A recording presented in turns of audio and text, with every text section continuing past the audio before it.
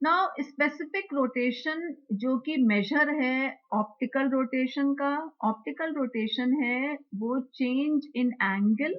जो कि plane polarise light में आया है, उसका मेजर होता है स्पेसिफिक रोटेशन से और मेजर किया जाता है पोलैरीमीटर से।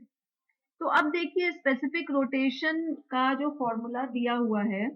उसमें अल्फा को स्क्वायर ब्रैकेट में लिखा गया है जिसके वेरिएबल्स के थ्रू मेजरमेंट है टी टेम्परेचर और लैम्डा वेवलेंथ पे।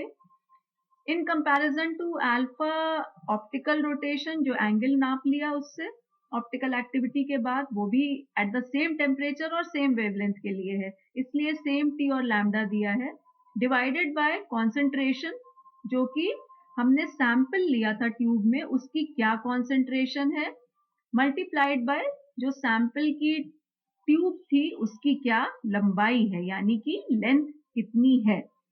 तो इस तरीके से इस फॉर्मूले के थ्रू मेजर किया जाता है ऑप्टिकल रोटेशन जिसको कि नापते हैं स्पेसिफिक रोटेशन के फॉर्म में। जैसे फॉर एग्जांपल मान लीजिए कि अगर आपको केन शुगर का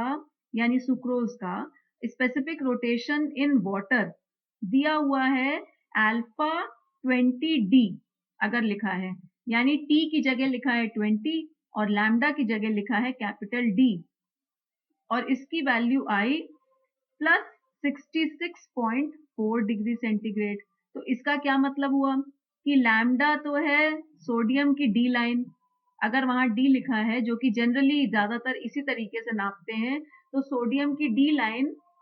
लैम्डा है और जो 20 है वो 20 डिग्री सेंटीग्रेड है। तो ये आया प्लस 66.4 डिग्री एंगल आया स्पेसिफिक रोटेशन का और क्योंकि प्लस है इसका मतलब रोटेशन हुआ है राइट साइड पे। इसी तरीके से कैम्फर का स्पेसिफिक रोटेशन इथेनॉल में आता है -44.2 डिग्रीज, माइनस का मतलब हो गया है इसका रोटेशन हुआ है लेफ्ट साइड में, सोडियम की डी लाइन की लाइट यूज करी गई थी जो ऑर्डिनरी लाइट जो यूज करी गई थी शुरू में जहां मैंने बल्ब के तरीके से शो किया था वो सोडियम की डी लाइन थी और टेम्परेचर था 20 डिग्री सेंटीग्रेड। तो इस तरीके से स्पेसिफिक रोटेशन को शो किया जाता है।